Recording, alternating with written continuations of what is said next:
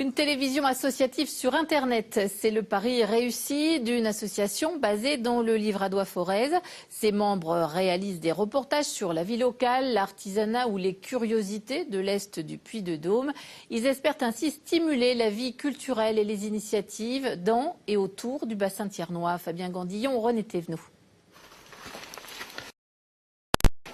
Une chaîne de vidéos sur Internet consacrée au bassin thiernois et à sa montagne, c'est depuis un an ce que propose l'association Livradois-Forez Média. Une structure qu'il est convenu d'appeler aujourd'hui les souterrains annulaires. Souterrains dits annulaires. Une web TV de proximité qui diffuse des reportages réguliers sur le patrimoine, les savoir-faire ou les initiatives locales dans tout l'Est du Puy-de-Dôme.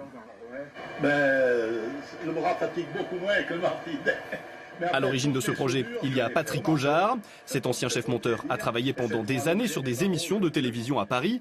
Au moment de la retraite, il a déménagé en Auvergne, à Sainte-Agathe, où il s'est mis à produire des reportages pour son plaisir cette fois. Quand je suis venu ici, moi je voulais prendre ma retraite, être tranquille. Et puis je me suis aperçu qu'il n'y avait rien.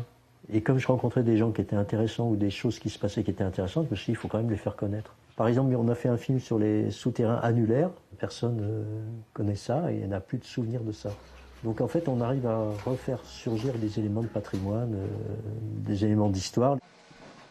Ce mercredi, Patrick est justement en plein tournage dans un atelier de coutellerie de la Monnerie Le Montaigne. Ok, merci papy. Cette séquence fera partie d'un nouvel épisode de Quelle est belle ma commune, une série dans laquelle les maires de la région font découvrir leurs administrés et les lieux les plus remarquables de leur territoire. On a filmé Jean qui a présenté l'atelier, on a filmé des gens qui étaient à des postes de travail et qui font partie aussi de l'association Les Vieilles Lames. Donc là, ce n'est pas des ouvriers de l'atelier même, mais c'est des gens qui travaillent dans la coutellerie. Et c'est des gens qui représentent vraiment le cœur de la coutellerie. Au fil des mois, Patrick Ojard a tourné près de 40 petits films et surtout, il a été rejoint par d'autres passionnés. Parmi les adhérents les plus actifs, Michel et Frédéric, respectivement historiens amateurs et informaticiens, ils apportent chacun leurs compétences. Ça m'a plu tout de suite parce qu'on peut parler des choses méconnues. On a fait des petits reportages sur les communautés familiales agricoles. C'était la façon de vivre des paysans autrefois. Voilà, donc on peut montrer divers aspects de notre région. On essaye d'être présent sur tous les médias, donc le web, tous les réseaux sociaux, donc aussi bien Twitter, Facebook et autre chose. Et on a tout programmé pour que tout soit automatique. Peu à peu, cela marche. L'association commence à être reconnue. Patrick et ses camarades vont régulièrement à la rencontre des habitants pour préparer de nouveaux reportages. Et ceux-ci sont visiblement ravis d'avoir un nouveau média qui parle d'eux. Je te dis quand on vient, mais par contre, ce qu'il faudrait, c'est qu'on fasse un petit interview. Super, c'est un média qui est local. Ils ont une page Facebook, comme nous avons une page Facebook.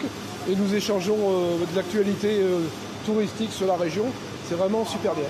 162, et bien si la feuillure elle mesure 1 cm, ça irait.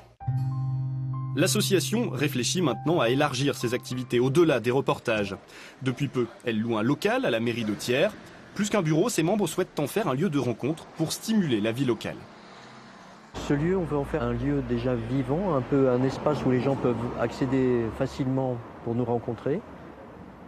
Faire un studio d'enregistrement, donc si possible avec 3 caméras pour faire des émissions régulières, par exemple sur la culture, sur ce qui se passe dans le Livradois-Forez. Et un lieu aussi où on fait des projections et des soirées thématiques. Et il y a clairement un public potentiel pour cela.